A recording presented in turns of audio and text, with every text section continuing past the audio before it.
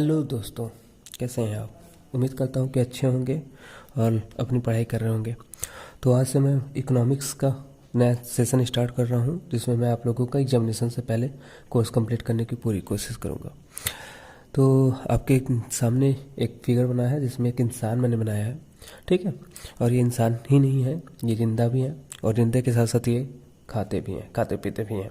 मतलब इनकी ज़रूरतें बहुत ज़्यादा हैं, ठीक है। इन्हें पहनने के लिए शूज़ चाहिए, खाने के लिए सब कुछ चाहिए, पिज्ज़ा बर्गर, ठीक है, दाल चावल रोटी सब्जी, और शूज़ कपड़े पहनने के लिए चाहिए, मोबाइल चाहिए, लैपटॉप चाहिए, बहुत कुछ चाहिए। तो इतनी सारी ज़रूरतें ये खुद से तो अपनी पूरी नहीं कर सकते हैं, मतलब ये खुद से सब कुछ बना नहीं सकते हैं, न उगा सकते हैं, ठीक।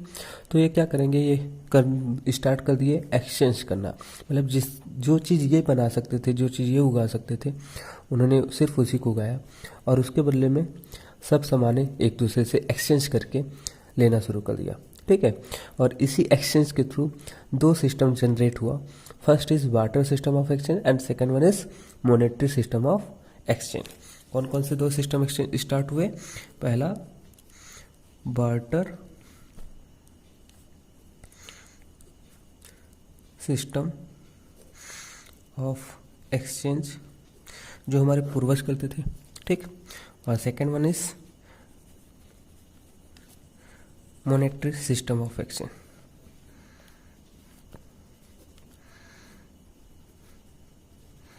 ठीक, ये दो सिस्टम ऑफ एक्सचेंज स्टार्ट हुए।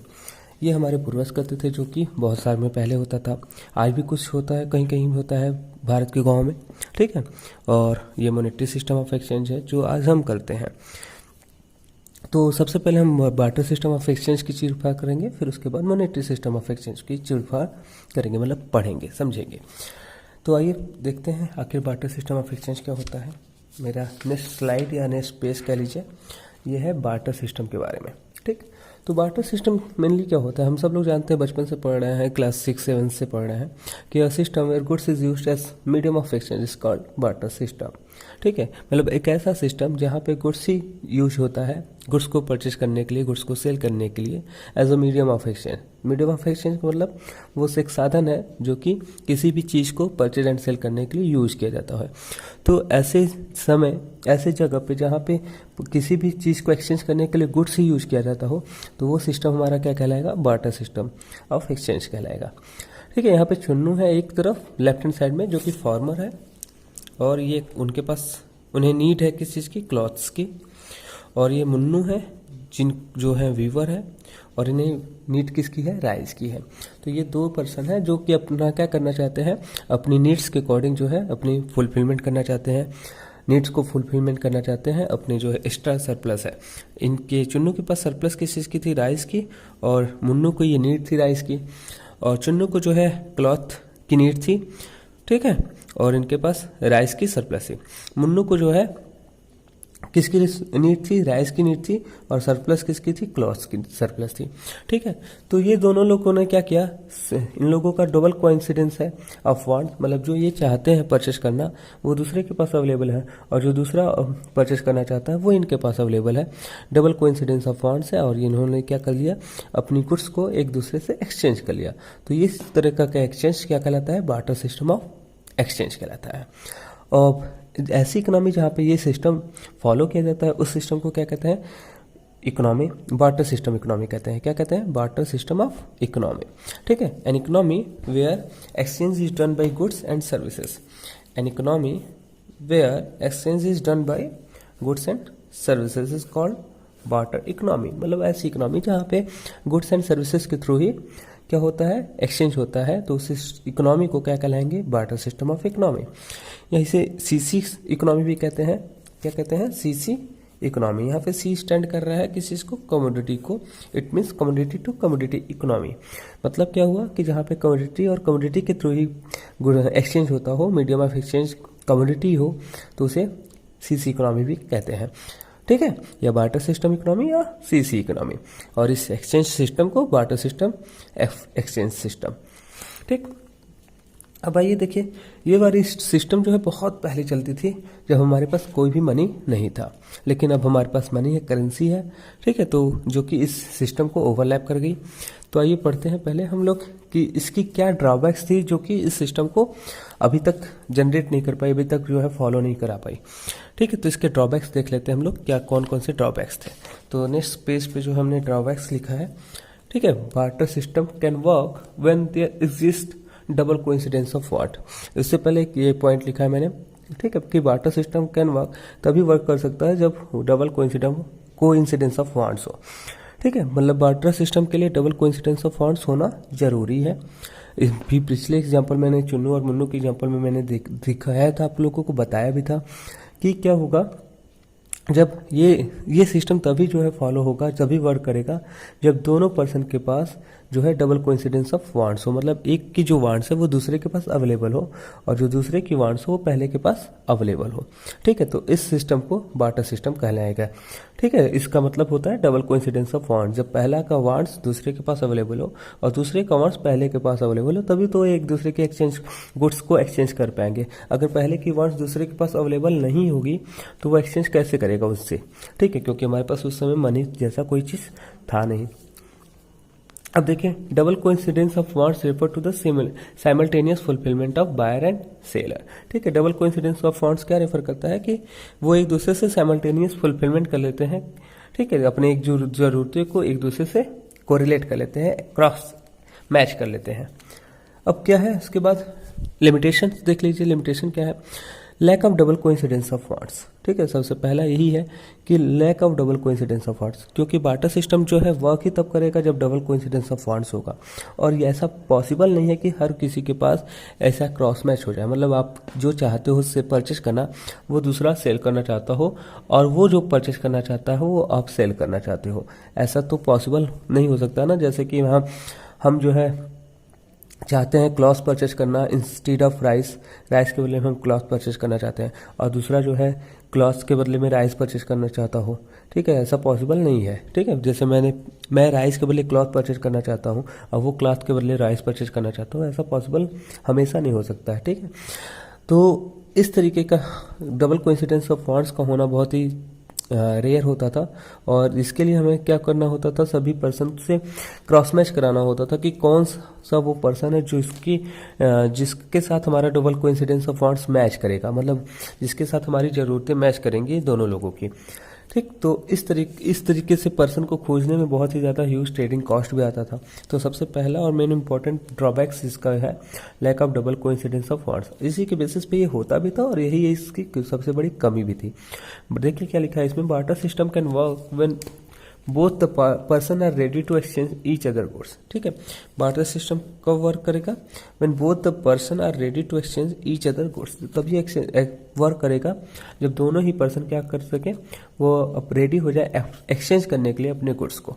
But usually this type of double coincidence is rare, specially in modern times. ठीक है, लेकिन इस समय जो है हमारे पास इस तरीके के एक्सचेंज जो होते हैं वो बहुत ही रेयर होते हैं।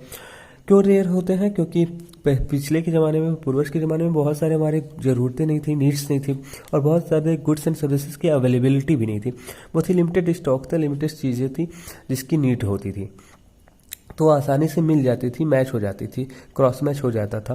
पर आज के ज़माने में ऐसा नहीं हो पाएगा, क्योंकि आज के हमारी नीड्स अलग अलग हैं, बहुत सारे वैरायटी ऑफ गुड्स है, गुड्स एंड सर्विसेज है, जिसको हम फॉलो नहीं कर सकते हैं एक्सचेंज करके एक दूसरे से। तो सेकेंड आइए ड्रॉबैक देखते हैं, lack of common measure of unit.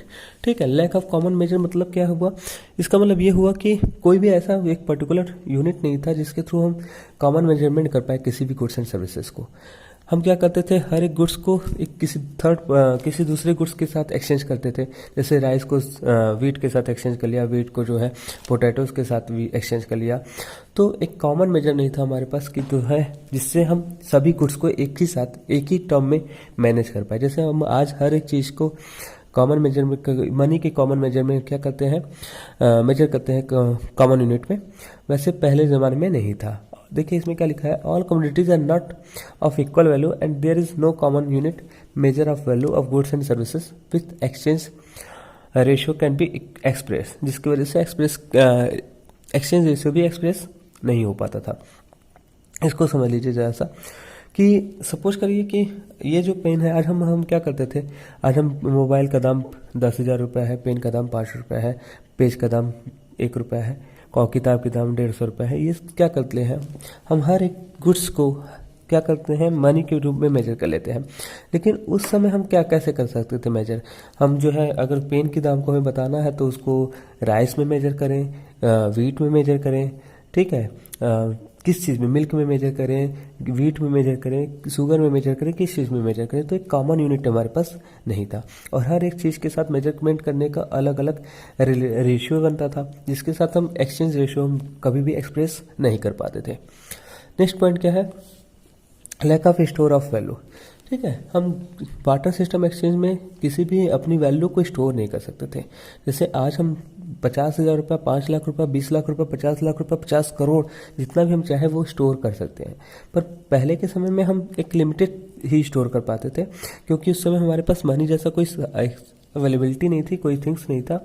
और दूसरा जो है, हमारे पास जो भी वेल्थ थी वो या तो कैटल के रूप में थी या तो फिर जो है जमीन वमीन थी। ठीक, तो उस चीज़ को हम स्टोर नहीं कर सकते थे लंबे समय के लिए। देखिए, under barter system it is very difficult to store wealth for future use. ठीक है, हम फ्यूचर के यूज के लिए नहीं रख सकते थे। जैसे आज हम पैसा को रख सकते हैं कि फ्यूचर यूज करने के लिए काम होगा, कि अनसर्टेनिटी जो अनफॉर्सिन एक्सपेंसेस है जिनको हम फुलफिलमेंट कर लेते हैं अगर हम मनी रखे हैं तो। लेकिन उस समय पे अगर हमें अनसर्टेनिटी के लिए रखना होता तो हम क्या रख सकते थे, फूड ग्रेन्स रखते थे जो कि परसिएबल होते थे नेचर में और जल्दी ख़राब हो जाते थे, और उनको रखने के लिए बहुत ज़्यादा स्टोरेज की आवश्यकता होती थी, स्पेस होता था, और उनके बहुत ज़्यादा देखभाल करने की ज़रूरत होती थी, नहीं तो वो ख़राब हो जाएंगे। उसके साथ साथ अगर हम कैटल के रूप में रखें तो कैटल क्या होता था, मर सकता था, और उन्हें हमें हमेशा खाना खिलाना होता था जो कि ह्यूज कॉस्ट होता था। तो बार्टर सिस्टम ऑफ एक्सचेंज में हमें लैक थी किसकी, स्टोरेज की, मतलब अपनी वैल्यू को स्टोर नहीं कर सकते थे। नेक्स्ट पॉइंट क्या है, difficulty in transfer of wealth. हम ट्रांसफर नहीं कर सकते थे वेल्थ को। आज हम क्या कर सकते हैं, अपनी वेल्थ को हमेशा जब चाहे तब ट्रांसफर कर सकते हैं एक्सचेंज मीडियम के माध्यम से, जैसे ऑनलाइन बैंकिंग के थ्रू जो है, या अपने एक चीज़ गुड्स को अपने जो है सेल कर दिया, अपनी प्रॉपर्टी को सेल कर दिया और पैसा लेके कहीं भी जा सकते हैं यहाँ से वहाँ तक। लेकिन पुराने ज़माने में हम अपनी वैल्यू को, अपनी वेल्थ को जो है ट्रांसफ़र नहीं कर सकते थे यहाँ से दूसरी जगह पे। ठीक है, देखिए इसमें क्या लिखा है, transfer of goods from one place to another place involve huge transportation cost and transfer of immovable commodities become impossible. ठीक है, जो transfer of goods and services का था कि एक स्थान से दूसरे स्थान पर ले जाना, वो बहुत ही ज़्यादा ट्रांसपोर्टेशन कास्ट था उसमें। जैसे हमें 50 बोरी जो है गेहूँ लेके जाना है तो उसका बहुत ज़्यादा ट्रांसपोर्टेशन कास्ट हो जाता था। ठीक, अब क्या है, अवेलेबिलिटी है, हम यहाँ पे ना खरीद के, पैसा है हमारे पास, वहाँ खरीद सकते थे। इमूवेबल गुड्स जो, मतलब ऐसे गुड्स जो कि ट्रांसफरेबल नहीं है, जैसे लैंड हुआ, ठीक है, तो लैंड हुआ, बिल्डिंग हुआ, तो इनको क्या होगा, ये हम एक जगह से दूसरे स्थान पे नहीं ले जा सकते। लेकिन आज भी नहीं ले जा सकते, लेकिन आज हम क्या कर सकते हैं, इन्हें सेल कर सकते हैं, सेल करके पैसा ले सकते हैं, और पैसा ले जाके दूसरी जगह पे हम शिफ्ट हो सकते हैं, दूसरी जगह पे वो चीज़ परचेज कर सकते हैं। लेकिन ये बार्टर सिस्टम में नहीं था। तो बार्टर सिस्टम में difficulty in transfer of wealth था। तो टोटल हमने 4 पॉइंट देख लिया। पहला lack of double coincidence of wards, second lack of common measure unit, third था lack of store of value and difficulty in transfer of wealth, 4 point. Next 5 point देखिए, lack of standard of deferred payment. ठीक है, deferred payment की, future payment की क्या थी, lack थी, कमी थी। ठीक, हम फ्यूचर पेमेंट करने में बहुत ही ज़्यादा इम्पॉसिबल होता था। जैसे आज हम फ्यूचर पेमेंट करते हैं तो सपोज कर लीजिए कि अगर हमने आज आपसे क्रेडिट परचेज किया तो उसका after 6 month, after 1 year, after 1 month जो भी है, हम उसका रीपेमेंट मनी में कर देते हैं। ओवरऑल अगर इस पर इंटरेस्ट भी चार्ज होता है तो चार्ज हो जाता है। मान लीजिए अगर हमने आपसे 10,000 रुपये का क्रेडिट परचेज किया तो आफ्टर 6 मंथ अगर आपने 11,000 भी हमें देना है तो हम आसानी से दे सकते थे, बहुत ज़्यादा डिफरेंसेस नहीं होती थी वैल्यूज़ में। पर सपोज करिए अगर हमने आज आपसे 10,000 kg जो है राइस लिया और आफ्टर 6 मंथ हमें राइस का पेमेंट एक्सचेंज करना है, तो आफ्टर 6 मंथ क्या होगा, राइस का कैसा स्टॉक होगा हमारे पास, कैसे प्रोडक्शन होगा। हो सकता है कि जब मैंने परचेस किया हो आपसे तब राइस बहुत ही ज़्यादा डिमांडेड हो, बहुत उसकी सप्लाई बहुत ही लेज़र हो, सेक्रीफाइस हो राइस की, और उसकी कॉस्ट बहुत ही यूज हो। उस समय अगर आपने 10,000 kg हमें राइस दिया है और मैं तब आपको जब एक्सचेंज कर रहा हूँ, जब मैं आपको रिटर्न कर रहा हूँ, तो ऐसा समय है जैसे कि उस समय जो है प्रोडक्शन हो गया है राइस का और उसकी वैल्यू बहुत ही गिर गई है। तो आपको क्या हुआ, अगर मैं 10,000 kg की जगह 11,000 kg भी राइस दूँ तो भी आपको क्या होगा, घाटा होगा। तो इस तरीके से फ्यूचर पेमेंट में क्या होता था, हो सकता था एक पर्सन को बहुत ही ज़्यादा लॉस हो और दूसरे पर्सन को बहुत ही ज़्यादा फायदा हो जाता था। तो रीपेमेंट करने में, फ्यूचर पेमेंट करने में हमें बहुत ही डिफ़िकल्टी होती थी, और ये सारी डिफ़िकल्टी की वजह से हमारा नया सिस्टम जनरेट हुआ जिसको कहते हैं मॉनेटरी सिस्टम ऑफ एक्सचेंज। तो इसमें हम सबसे पहले पढ़ लेते हैं कि आखिर मनी होता क्या है। ठीक है, तो मनी में डेफिनेशन देख के दिया है। सबसे आज की क्लास में मैं डेफिनेशन पे ही डिस्कस करूँगा। तो मनी देखते हैं। मनी का डेफिनेशन दिया है वॉल्कर ने। Money is what money does. Money वो है जो मनी करता है। अब मनी क्या है, क्या करता है, बहुत ही ज़रा अटपटा सा डेफिनेशन है। ठीक है, तो मनी वही है जो मनी का काम करता है। मनी का कौन सा काम है, पहले मनी तो क्लियर हो कि आखिर मनी है क्या। तो ये थोड़ा सा अटपटा था। आज हम तो जानते हैं कि मनी है, रुपया है, करेंसी। आप लोग करेंसी देखते हो, लेकिन सिर्फ करेंसी ही मनी नहीं है। जैसे आप जो रुपया छूते हो, नोट, उसको आप मनी ही समझते हो अभी तक, लेकिन वो सिर्फ मनी नहीं होता। अभी हम लोग आगे डिस्कस करेंगे कि आखिर मनी होता क्या है। तो डेफिनेशन में वॉकर की definition money is what money does, बहुत ही अच्छा भी डेफिनेशन है और बहुत ही खराब भी डेफिनेशन। हम कुछ इसके बारे में डिस्कशन नहीं कर सकते कितना अच्छा कितना खराब है। ठीक है, मनी वो है जो मनी जो काम करता है वही मनी है। तो मनी क्या काम करता है, बहुत कुछ करता है। ठीक है, अब कौन सा काम मनी करता है उसके बेसिस पे हम लोग मनी की डेफिनेशन निकालेंगे। तो ये डेफिनेशन बहुत ही ज़्यादा एलिजिबल नहीं है। तो इसके बाद नेक्स्ट डेफिनेशन आता है रॉबर्टसन का।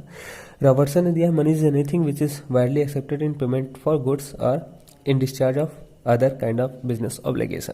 देखिए, इन्होंने थोड़ा सा अच्छा डेफिनेशन दिया है रॉबर्टसन ने कि मनी इज एनीथिंग, मनी कुछ भी है, which is widely accepted in payment for goods, जो कि एक्सेप्ट किया जाता है वाइडली, बहुत वृहद रूप में, फॉर पेमेंट ऑफ गुड्स और in discharge of other kind of business obligation.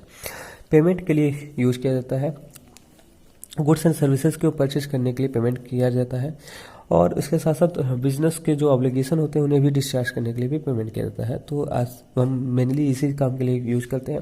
इसके अलावा भी बहुत सारे कामों के लिए यूज करते हैं, लेकिन फिर भी मोटा मोटी एक जो है मनी हम इसी वजह से यूज करते हैं कि पेमेंट हो जाए, purchase of goods and services हो जाए, और बिजनेस ऑब्लिगेशन को हम रीपेमेंट कर सके, डिस्चार्ज कर सकें।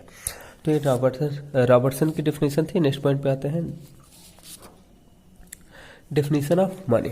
ठीक है, तो डेफिनेशन ऑफ मनी, अगर हम टर्म बात करें उसकी फंक्शन के बेसिस पे, उसकी स्कोप के बेसिस पे, लिक्विडिटी के बेसिस पे, और लीगल डेफिनेशन के अकॉर्डिंग, तो बहुत सारे डेफिनेशन हो गए मनी के।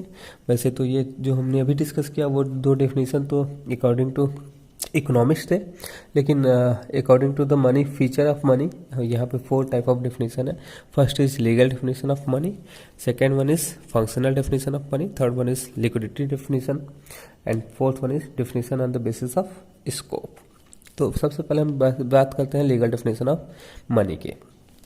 लीगल डेफिनेशन क्या होता है, तो देखिए लीगल डेफिनेशन ऑफ मनी में लिखा हुआ है कि anything which the government deals as money is money. ठीक है, कुछ भी which the government declare as money is money. ठीक है, वो कुछ भी, कोई भी चीज़ जिसे गवर्नमेंट ने डिक्लेयर कर दिया कि मनी है, तो उसे हम क्या मानेंगे, मनी मानेंगे। ठीक है, अगर इस पेन को गवर्नमेंट ने डिक्लेयर कर दिया कि मनी है, तो इसे मनी मानना पड़ेगा। अभी गवर्नमेंट ने क्या डिक्लेयर किया है, मनी, वो जो आप कड़कड़ाटे 500 के और 2000 के नोट देखते हैं, उसे गवर्नमेंट ने डिक्लेयर किया है। जितने भी करेंसी नोट देखते हैं, आप कॉइन्स देखते हैं, उसे गवर्नमेंट ने डिक्लेयर किया है मनी, तो हम उसे मनी मानते हैं। Such as in India, Indian currency and coins are money. ठीक है, उसी तरह हर देश का अपना अलग अलग मनी है, जैसे यूएस का डॉलर, पाउंड, और जो है यूके का पाउंड, डॉलर। ठीक है, तो बहुत सारा है, टका है, येन है जापान का। तो इस तरीके से जो है जिस भी देश की जो गवर्नमेंट है उसने जिस भी चीज़ को डिक्लेयर कर दिया मनी के रूप में, तो उसे क्या माना जाएगा, मनी माना जाएगा। तो अब ये जो लीगल डेफिनेशन है उसके अकॉर्डिंग लीगल टेंडर मनी होता है और दूसरा होता है non legal tender money. Legal tender money मतलब जो लीगल के अकॉर्डिंग मतलब गवर्नमेंट के अकॉर्डिंग जो मनी है उसे लीगल टेंडर मनी कहेंगे। और नॉन लीगल टेंडर मनी मतलब जो गवर्नमेंट के अकॉर्डिंग मनी नहीं है, जिसे गवर्नमेंट मनी नहीं कह रही है, वो नॉन लीगल टेंडर मनी। ठीक है, तो ये था legal definition of money. Next point पे आते हैं। अब देखिए legal tender of money is further divided into two kinds on the basis of volume of payment. ठीक है, लीगल टेंडर जो मनी है मतलब जैसे गवर्नमेंट ने डिक्लेयर किया है कि ये मनी होगा, ठीक है, वो भी फर्दर टू पार्ट में डिवाइडेड है on the basis of volume of payment, मतलब उसकी पेमेंट की वॉल्यूम पे कि कितना हम पेमेंट कर सकते हैं और कितना एक्सेप्टेड होगा, उसकी बेसिस पे ये फर्दर डिवाइडेड है टू पार्ट में, limited legal tender and unlimited legal tender. First is limited legal tender and second one is unlimited legal tender.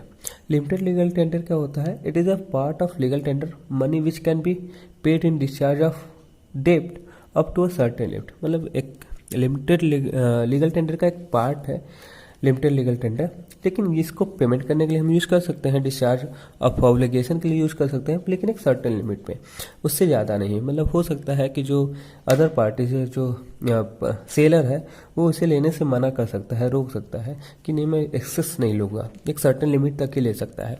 तो coins are limited legal tender in India.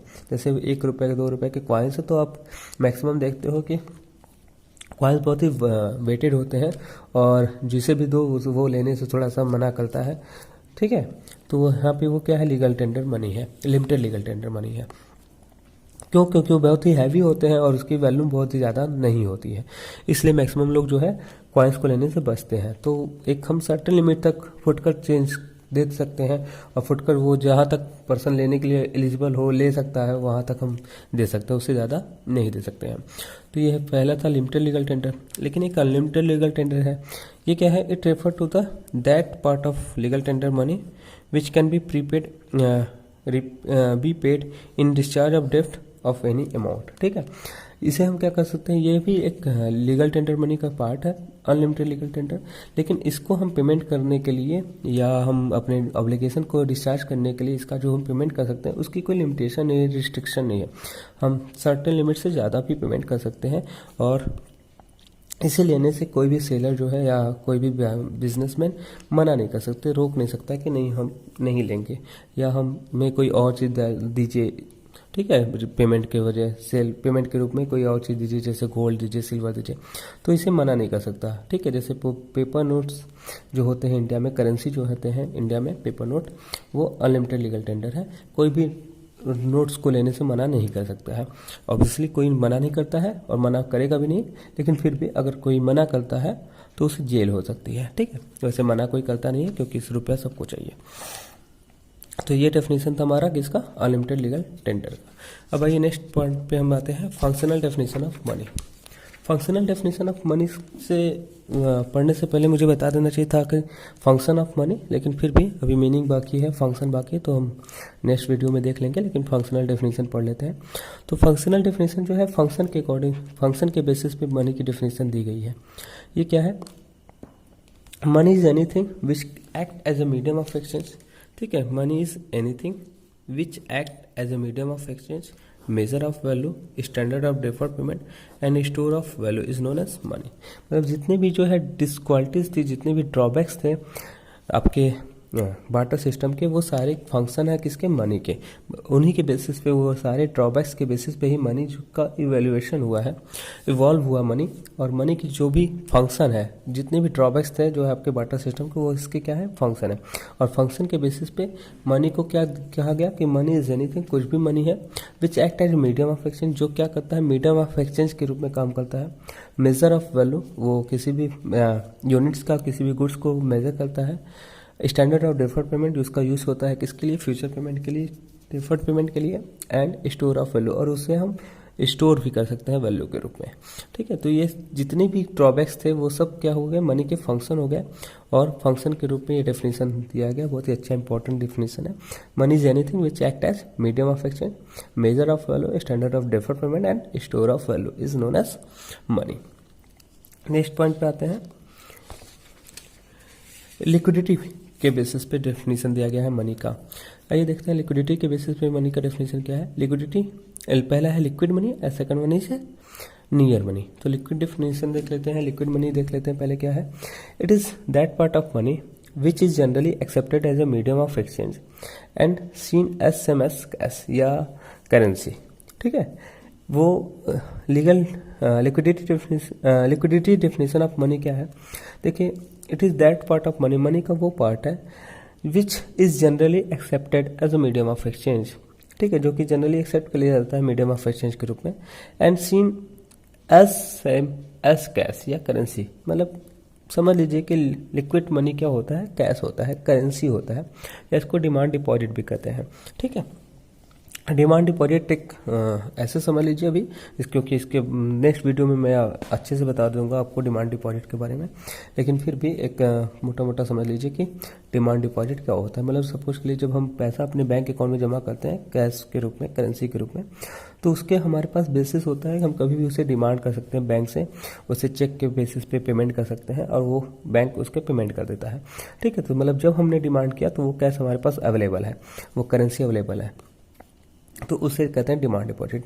तो liquid money cash मतलब currency, coins और आपका जो है demand deposit हो सकता है। नेक्स्ट पॉइंट है नियर मनी। नियर मनी क्या होता है। It is that part of money which are not as liquid money. ठीक है, ये वो पार्ट है मनी का which are not as liquid money, जो कि लिक्विड मनी नहीं है, but can be easily converted into liquid money, लेकिन उसे आसानी से कन्वर्ट किया जा सकता है लिक्विड मनी के रूप में। फॉर पेइंग डेब्ट, किसके लिए पेमेंट करने के लिए, डेब्ट को पेमेंट करने के लिए। जैसे टर्म डिपॉजिट, जो हम जो है बैंकों में पैसा जमा करते हैं, एफडी कराते हैं, नेशनल सेविंग सर्टिफिकेट, बॉन्ड, मतलब जितने भी सिक्योरिटीज होते हैं जिनको हम जो है सेल करके कैश में कन्वर्ट कर सकते हैं, तो वो सारे क्या होंगे, नियर मनी होंगे। तो हमने 3 डेफिनेशन देख लिया, फंक्शनल डेफिनेशन देख लिया, लिक्विड डेफिनेशन देख लिया और आपका सबसे पहला लीगल डेफिनेशन देख लिया। फोर्थ है जो स्कोप डेफिनेशन है, इस definition on the basis of scope, जो कि इंपॉर्टेंट नहीं है आपके सीबीएसई पॉइंट ऑफ व्यू से।